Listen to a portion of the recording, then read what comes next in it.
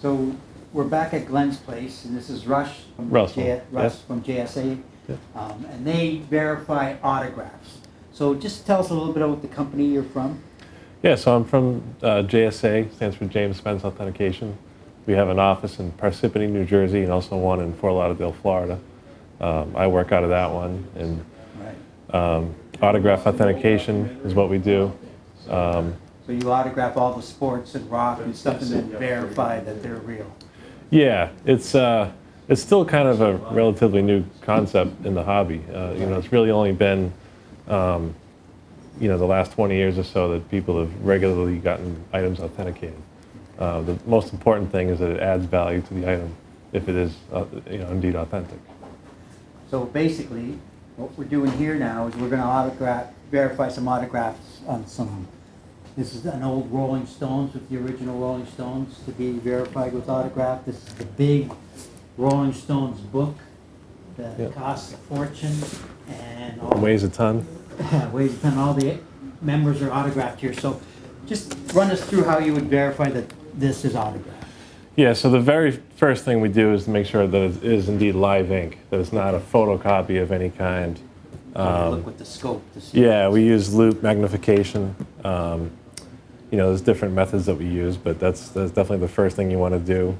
And then we have an exemplar file, which is our most important tool. It has close to 1 million exemplars of pretty much anybody you can think of, from the Rolling Stones to Joe Montana. And then on that file is all different copies of their autographs. Yeah, and it's in chronological order too. So you could look at Mick Jagger's autograph and see what it looked like this year, or what it looked like. Yeah, exactly. That makes sense too, to have a variety of autographs. Right, because they change over time. Guys, you see it a lot with sports, but in the beginning of the career, they might have a really nice signature. They write every letter, and 20 years later, when they're going in the Hall of Fame, they just want to get it over with. So, in your autographing in the rock and roll business, which do you find the most demanding, or most what you think is the value? Is it the Stones, the Beatles, Elvis, or?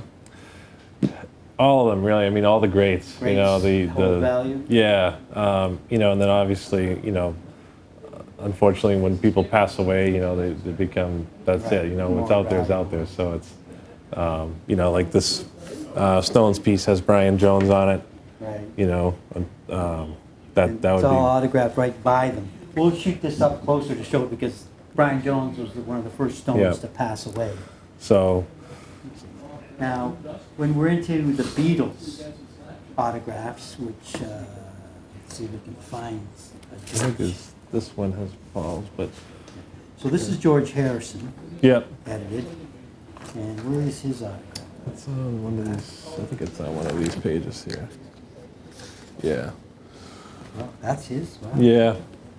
So we'll shoot a close-up of this. Yep. So what do you think George Harrison's autograph is on his book? Is that rare? Does he sign a lot of books, or do you No, I mean he's not super rare. Obviously, John is the toughest to find. Right. But there's a lot of forgeries of these guys. There's a lot of stamped examples. There's a lot of secretarial examples. But there's a lot of good ones out there. I mean, they were extremely popular, obviously. One day, someone had a 3x5 signed by all 4 Beatles, and I was taking pictures of it to use for our letter of authenticity, and also to send out to. We have a team of authenticators throughout the country. So we, it's a checks and balances system. It's not always just one person that decides, and I always like to take a picture of the back side of items too, just because you never know what might be on there. Right. And this one was it had been previously mounted to another piece of paper, but it come apart. So when I flipped it over, I actually saw on the reverse side was another John Lennon autograph. I thought that was pretty cool. And having the 4 Beatles on one piece of autograph is fairly rare, right? Oh yeah. I mean, like I said, they are out there, but a lot of times it's just Paul or George. Ringo or. Yeah, Ringo was, he did his mail for a very long time, signed through the mail. So, there's quite a few of those out there, but they're still extremely valuable. Okay. Which of the rock stars you think is hard to verify because they're just too sloppy or any of that? There's a lot, especially now, some of the newer guys. but you know, again, even with a guy like Elvis or Johnny Cash, like they had a lot of secretarial examples. Oh, yeah. So just because, you know, it might look old or it might look like it's from the 70s, you know, it's yeah, you should never just assume that it's real because, you know, it has a good story behind it. It's always best to have it, you know, a third-party authenticator look at it and confirm. And I remember that because I went to a concert and I bought a Hart poster. Yeah. With Hart autographed, right? Yep. And then it turns out, even though they sold it at the concert as an autographed poster by Hart, it was just one of the sisters that autographed. Yeah, And the other sister didn't. So how did you figure that out? So that wasn't me that common? figured that out, but yeah, but I have heard of that. I forget if it's Anne that signs for Nancy or vice versa, but yeah, I mean, and that's, you know, that's something that's fairly common. The secretarial examples, Right. you know, throughout history of different athletes, musicians, you know, entertainers. So let's look at Bruce Springsteen's signature. So Yep. these books are really unusual. This opens on the side, I think. Yes. Oh, like Yeah. that, right? Yeah, Born to Run. It's signed on the title page here. This is a limited edition that came, I believe, right from the publisher. He was a really tough autograph for a long time. In recent years, he's done a lot of these book signings, so they're... He signs pretty neat. I'll have Yeah. to look at it, because that's a pretty good signature compared to some of the other ones I've seen him at concerts. Yeah, yeah. I mean, you know, when you're trying to get him going into the limo or coming out of a Yeah. show, you know, Right. it's not the same as, One you know... thing, So Oh, yeah. Who's on here? this Roger is an Daltrey. autograph, tambourine of Roger Daltrey Yep. from The Who playing it. And then these guys take a picture of it and they show it in this pamphlet, authenticated, to give it value on that end. So, Yeah. and this is an unusual, rare And- find. but it's authenticating the autograph, not that it was used by Daltrey. I know that through the other sources I got. Oh, okay. Correct, So yeah. He just says the autograph's real. Yeah, so when this was authenticated in 2015, you know, same process as before. We would have made sure that it's live ink, Right. compared it to our exemplars, got our experts to weigh in, and it, you know, it did pass authentication. It's got the full letter of authenticity. This was done through our New Jersey office, Right. so the letter is signed by Mr. Spence and notarized and everything. So if you own this tambourine and you wanted to sell it at auction, you can Right. sign it to an auction house, and you know, the first thing they're going to ask you is has it been authenticated? You know, because you might say, well, you know, I got it signed myself, but you know, for anyone that's going to sell something, if they're going to sell you a fake autograph, they're not going to tell you they're going to sell you, right? Right, So. right. Well, this is a huge Rolling Stones book. I Right. rarely see these because the photographs and pictures and the weight of them are huge. So It's unbelievable. So this is done for a very high-end collecting clientele. And you don't even really hear about these coming out a lot of the time. They're called Taschen books. yeah, I've never seen He does them that these, big. there's sports ones, but there's several rock and roll ones he's done.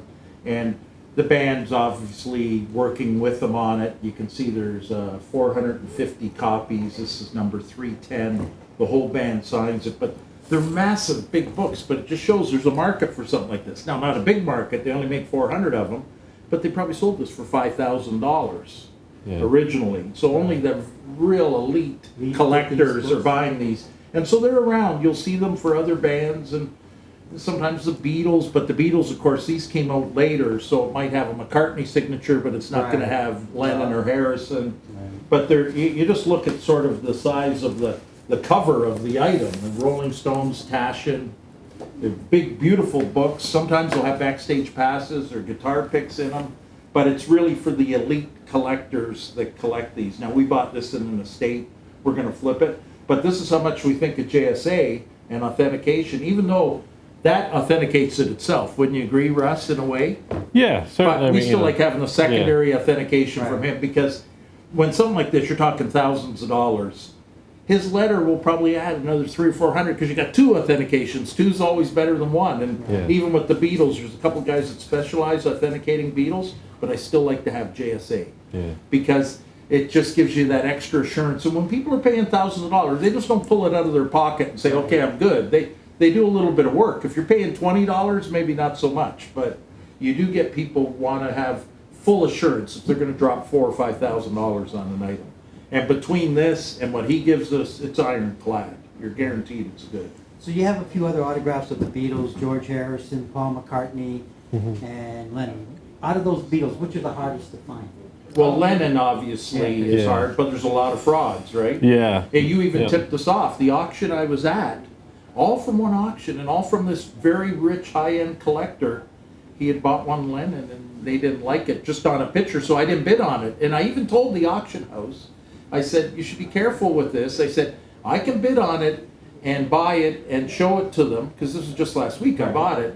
But if it's no good, I want to come back on you. They go, don't bid on it. Wow. They sell their stuff as is. Yeah. So you take a flyer, right? Yeah. So as a result, they might not get as much for it. Somebody might get lucky. They might get a real one, get it cheaper. Right. But you're taking it's buyer beware in a situation like that. So that's what you got to watch out for. But Lennon's the toughest, then Harrison, the guys that are deceased, and then you would know, and just in terms of scarcity, I mean, Springsteen signs quite a bit, right? Because he signed when he was doing the theater. In recent years now, He's yeah. been But much for better. a while, he was a very tough autograph. Right. Was in person on the street, very hard to get. Yeah, but I know that when he was doing the show in New York, he'd spend about 20 minutes with fans every day. He'd Yeah. come out one door and they'd Yeah. be there getting stuff signed. So, but Clapton's tough. The typical guys you think of. I mean, obviously Hendrix, Janis Joplin. Yeah. You don't even see many of those. Do you Very find many rarely. Hendrixes? Yeah, very rarely. Last November in Cincinnati, I saw a guy had 3 Hendrix pieces, Wow. which was And they checked out. Yeah, it Wow. was incredible. He was a long-time in-person autograph collector from Oh, back so in he the got day. it at shows Yeah, and yeah. stuff. He had a Beatles piece. He had 3 of the Jimi Hendrix Experience band Marley's pieces. huge. People love Marley. Tough Yeah, autograph. yep. He's Janis Joplin, Morrison, the typical guys Leonard that died Skinner. early, right? Yeah, there's a lot. Morrison would probably be hard to find because he never really did much of it. Yeah, I've seen checks of his. I signed think checks? 1 or 2. Yeah, signed checks, but not much else. They're very rare. This is stuff that, of the iconic people, these guys don't sit down and do autograph shows. Exactly. Yeah, it's not So like you got to find either they're working through their agent on something like this, Yeah. or you just get lucky. You're at a hotel room or Yeah. something, Yeah. because they're not going to set up at the show I'm doing this weekend and get $100 a signature. No. They could care less, right? So I don't think they need the money. So what's this book about? Is this the history of Bruce? Well, it's one of his autobiographies, and he puts this in there. So sometimes he'll put exclusive CDs, which are a little different than what was sold to the public. But the key in this is, of course, the same old thing, the signature that really makes it. And it is a signed edition. It's made to be signed. Yeah. And it's numbered Oh, there. it's made to sign. Yeah, so this is, all these are signed, 1500, beautiful Bruce signature. But I'm gonna, even though that does, in a sense, authenticate it, I'm still gonna get JSA to do it, because I'd like to have that extra assurance. Yeah. All right, well, thanks for your time there. My pleasure. Russ. Thank you, guys. Appreciate it. Spence is great. There are a couple other people that do it, but we prefer JSA because that's all they do. They do autographs. Right. The other guys are all have, not, I wouldn't say conflict of interest, but they're not dedicated just to one subject matter. And these guys do any type of autograph, military, Right. political, explorers, Hollywood, rock and roll, sports, whatever. They'll do anything. So we're gonna come over here and reshoot on this side a bit, and then we'll just show you like how you pop up the computer to show up Yeah. your collection of autographs. All right. So just show them how, yeah, that would be good that you found it. Yeah. So explain that to them. Yeah, so, like I said before, our most important tool is the JSA exemplar file that's got close to 1 million exemplars of anyone you can think of, pretty much. So, we saw this back in 2015 when we were here to visit Glenn, and this is actually one that we saved in our file so that we can use to compare, if someone Other else comes in. signatures Yeah, that go through. yeah. So this one doesn't have a specific year attributed to the signature, but, we still, keep a lot of examples because, Because it's good to see, because it's a clear signature on that one to keep in the library, right? yeah, it's, you can look at the letter shape formation, baseline of his signature, things like that, certain overlapping. That's all stuff that goes into what we And so look in at. your computer, you probably have 10,000, 50,000 signatures or something like that? Oh yeah, for guys like this, we have usually at least hundreds on any specific band. Okay. sometimes there's more, sometimes there's less, but it's continuously growing. So they So keep their signatures over the years because they change a little over exactly, the years. yeah. Especially when happens people very age, they might get a little shaky. Or, Oh, you cool. know. Or rock concerts or a book autograph is a little different. But this picture's worth a lot because it has the early Brian Jones of the Rolling Stones in it autographed. So, and it's autographed above their head. So this one, Yeah. you This- would find it probably rare to find. Oh, absolutely, yeah. Yeah, it's very rare to find, a complete piece with all of them. It does, this one is going to pass our authentication process, so this one will get a letter very similar to the Roger Daltrey piece here. It'll have a picture of the photograph with all the band members listed. And again, if Glenn decides to sell this at auction or to a private collector, Right. he's going to get the most value out of it. So, and of course, the buyer will have the assurance of knowing that they're going to buy an authentic example. And Yeah, that is rare with Brian Jones because absolutely. Yeah, he died in the early 60s, I think. yeah. I think it was actually 1969. Yeah, he was only 27. So, like so many others. In the early stages of the Beatles. Yeah, Or of the Stones. of Stones. Okay. All right, that's good enough for us now. Cool. So we're going to talk some more odd things of rock and roll to collect. Right. And Glenn has one of the early awards Yeah, in this Canada. is something we haven't talked about yet, but if you ever get an award, like a Grammy Award or something, Grammys are worth a fortune, but there is lesser awards. There's the MTV Awards and whatever. This is Canada's famous awards, are the Junos. But before the Junos started, they were actually called the RPM, which was the first rock magazine Yeah. in Canada, Gold Leaf Award. And this is what they would give the winners. This one was actually given to, they have like, best Canadian country band, best Canadian Rock rock, band. whatever. This was International Hit of the Year and ended up being Tommy Rowe, a song Dizzy. Yeah, And this is the Dizzy. award. So whether this is the one he would have gotten, he didn't show up to pick it up, or if they made a second one for display in their offices, I'm not sure. A year later, this became the Juno Awards. If it was a Juno, it'd be worth more money. Right, because the first Junos. But Yeah, this is probably worth $500 or $600 because it is a nice history item because right. people know this is the history of awards in Canada for Canada. music, and people do know Tommy Rowe. He was around. So now we're going to talk about really rare pennants in Right. rock and roll. So I brought four here. There's various bands that have done them, and Right. a lot of the pop bands of the day. There would have been one for Partridge Family, Monkees, all that. right.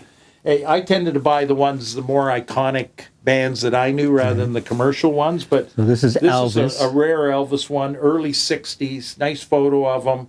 They put a photo on. They actually staple it to the pennant, but this is how it was made. That's about a $400 pennant. Right. It's pretty rare and it's in beautiful condition, as you can see. Now you're this holding is another one an Elton John pennant. from the Captain Fantastic tour. So you would have bought this at his tour dates. It's newer. I've got $130 on it, but again, very rare. You don't see them. Yeah, you don't see many pennants at all. Now these are the ones that go back further. This is from 1965 or 6, the Rolling Stones, and it says souvenir. You bought these at their shows back in the day. I've got $175 on it. So that's the 60s, right? Yeah, nice condition. Now, they often made them in different colors, too. People look, say, oh, that's a green, that's not real. No. They made them in green, red. The next one we're going to show, the Beatles one, I've seen this in blue, red, many different colors. The problem is these were put out in the first tour in '64. I've got 180 on this. Young girls will buy them, and you can see in this Yeah, case, yeah. she wrote John in each of the hearts. Yeah, I love John. Which it was cool for her, but it doesn't help the value. People'd rather have a mint pennant, Right. but I did still have $180 on that. It's a rare, and there's a lot of Beatle collectors, as you know. Right, yeah. Die-hard Beatle collectors. Another piece you wanted to talk about briefly was this George Harrison book. So this is another one of the limited edition books. They come in a hard case like this. The books slip in and out. The book it's from his tour of Japan, and he signed them. They were made limited. The signature, this was a very low edition of, there was 3,000 of these made. This is number 969. That's an actual Yeah, signature and of George Harrison, he has a neat signature. Yeah, a beautiful distinctive signature. So That one, I'll actually have the authenticators going through that, but I know it's good. It's already says it's a signed edition. Beautiful book. But something you asked about, Wolf, Right. sometimes in these they'll have extra little treats. Right, So as in you the- see, it comes down in this little folder here. Yeah, and the other one, they have this a little like folio here, and in it is a couple of exclusive CDs. Often Right. these are CDs that you wouldn't have ever got elsewhere. It might be a Yeah. different mix of the songs or whatever. In Japan, too, it says In there. Japan, from Japan, so it could be live broadcast. Then he threw in, for an extra little treat for the people that bought it, a couple of the backstage passes. And they're here, and they're again from the Japanese dates. And these are Guitar picks. picks. I mean, they're very small, but you can see they're all over Japan was the name 91. Right. So those all come with it. This book altogether with the goodies and the Harrison signs probably worth a couple $1,000s. Right. Now, you Yeah. can always run into problems. Right. And we've had them. And here's a problem. This is something I bought in good faith. Had 2 letters of authenticity from a sports collectibles place in Florida. I assume's all good. They talk about getting this. It was Ronnie Wood signed this, or painted this drum head. It is painted. Somebody's put paint on it. And then it's signed by the band. And so I buy this. I'm at a show.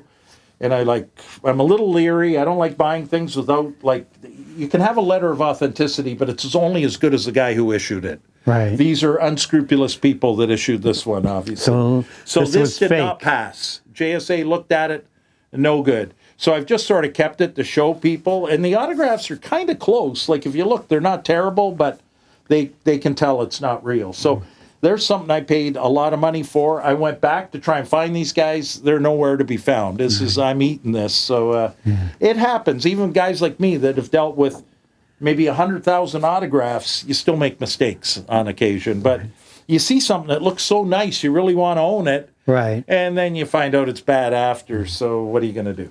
So let's just show them that tambourine that we shot on. We talked about that earlier, I guess. But so this is stage used by Daltrey, autographed. I got it authenticated by JSA. So I think a stage used Daltrey. This is not real old. This is probably from I'm going to say maybe early 2000s, something like that. So it's not back to the Keith Moon days. It'd be worth a lot more. Right. And they can tell sometimes by who manufactured the tambourine and how they made them. But I think it's still probably worth $1,200 to $1,500. The fact that it was used by the Daltrey at a show, yeah. and Daltrey signed it. So it's a very cool piece.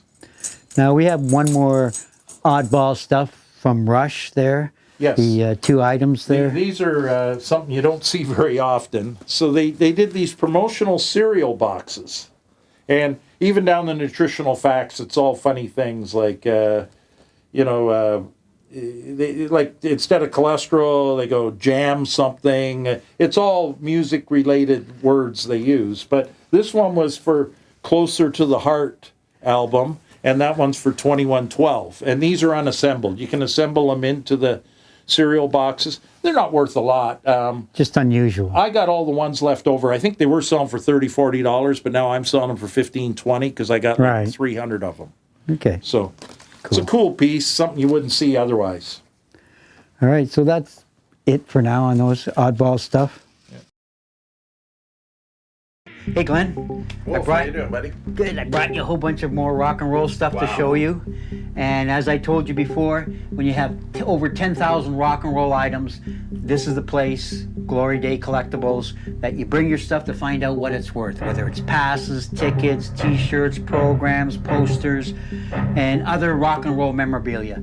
Glenn's group, they analyze it. They tell you whether it's a real autograph, a fake autograph, a good poster, a good program, or whether they're copies. If I'll get lucky, I'll find a joint in this pocket. No, nothing. Too bad. It's always good. You never know when you find drugs from one of the roadies.